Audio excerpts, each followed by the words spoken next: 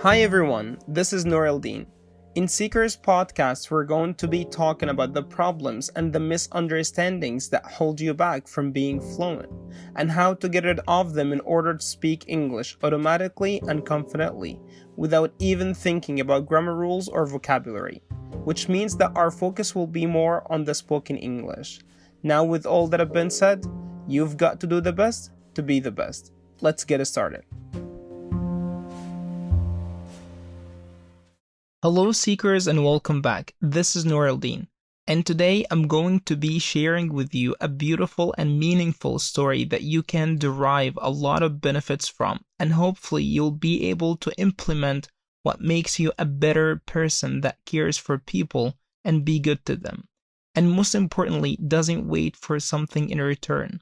So let's go to the story. A long time ago, there was a boy. He was smart, talented, and handsome. However, he was very selfish and his temper was so difficult that nobody wanted to be friends with him. Often he got angry and said various hurtful things to people around him. The boy's parents were very concerned about his bad temper. They considered what they could do, and one day the father had an idea.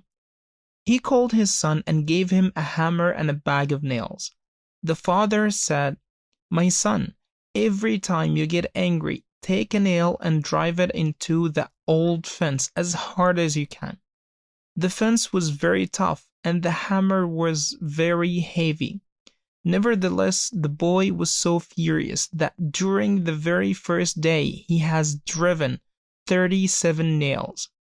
Day after day, week after week, the number of nails was gradually decreasing.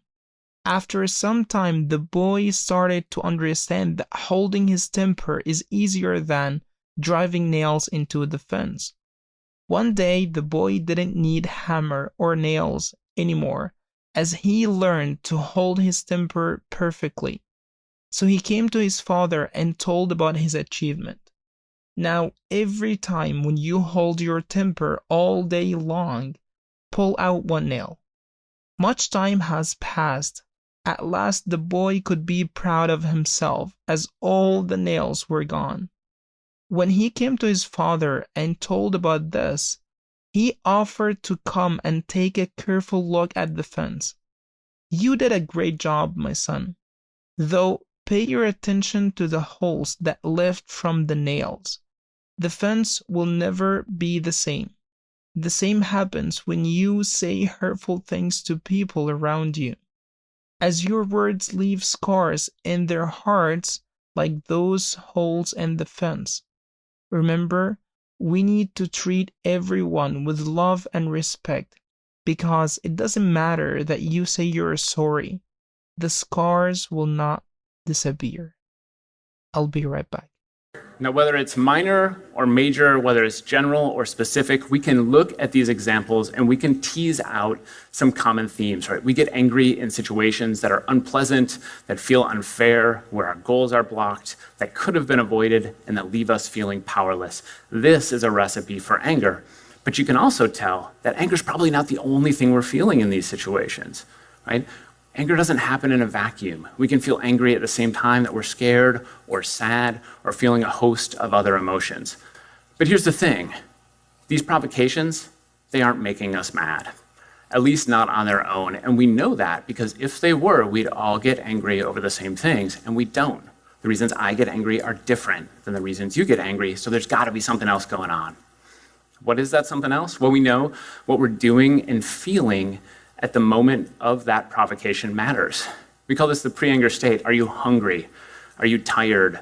Are you anxious about something else? Are you running late for something? When you're feeling those things, those provocations feel that much worse. But what matters most, it's not the provocation, it's not the pre-anger state, it's this. It's how we interpret that provocation. It's how we make sense of it in our lives. That was Ryan Martin in his TED Talk about why we get angry. And it's an amazing TED Talk. I'll leave the link in the description if you want to check it out. Now, let's break down the vocabulary and leave some comments on the story. Talented means he has a special ability to do particular things. For example, Some of you can play football very well. Another one can read very fast. Someone else drives amazingly, and so on. Handsome means he looks good and beautiful, but usually we use handsome for men and beautiful for women. Selfish means he wants everything for himself alone, and he doesn't want to share at all, even if he has enough, and that won't affect or harm him. Yet he doesn't like sharing. Temper means heat of mind or emotion. He's prone to anger. Also, it comes from temperature. When it's high, it does not feel good at all, and also when it's really low. It should be neutral. The word prone that I used, according to Merriam-Webster, means a tendency or inclination to something. It's like your desire to be angry is always there. Anything bothers you could make you quickly upset or angry. So here it does not matter at all if you have good qualities and you can do amazing things when you keep hurting people around you and those whom you love. Your skills will not benefit you then, and people will overlook these skills and focus on what they get from you instead.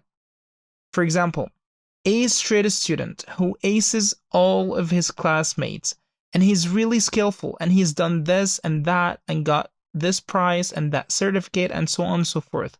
However, he treats his parents, his family, and even his friends in a horrible manner.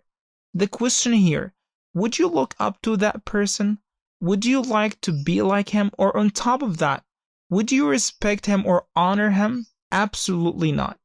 Who's not good to his family or her family is not good to people, and of course to strangers. He or she doesn't value the close ones, so how come on earth they'd value other people? Always put yourself in people's shoes and treat them the same way you want to be treated. Hopefully you got my point here. So let's move on to the next word. Various means different, like colorful and diverse. So he is professional at telling people colorful and different hurtful words. Concerned means anxious or worried about something. Consider, to think carefully about something.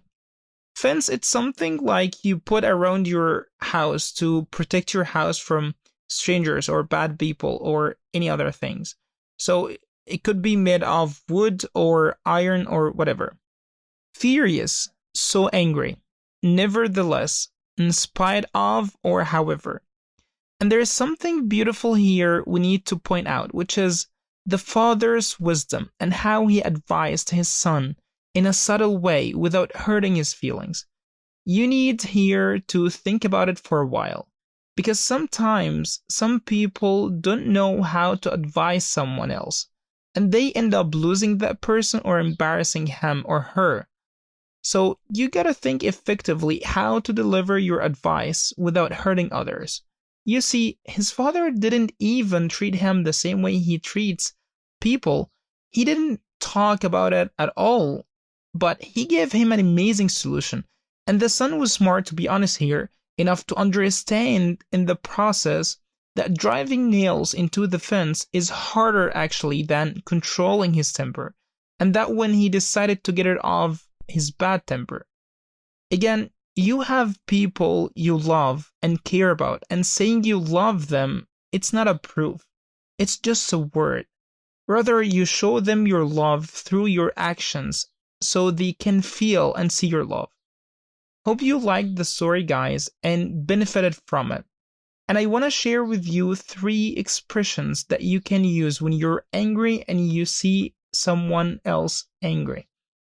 The first one, be up in arms. When you are up in arms, that means you're really very angry. And protest very hard. For example, he was up in arms when he didn't get his full salary, even though he worked so hard. She would be up in arms if she didn't get the full mark in the exam. The second expression, Bear with a sore head.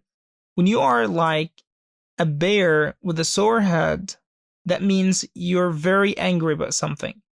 When he lost the game, he was like a bear with a sore head. I didn't believe my eyes when I saw a man who was like a bear with a sore head when he was just told to kindly wait for 5 minutes. Also, you can use makes your blood boil. When something makes your blood boil, that means you're really angry. For example, my blood boils when I miss a class. Raising his voice on his parents made my blood boil. That's it, guys. I hope that you really liked this episode. I'll leave a link for Seekers Community on Facebook in the description down below in case you want to share your own thoughts about the story or if you have any question.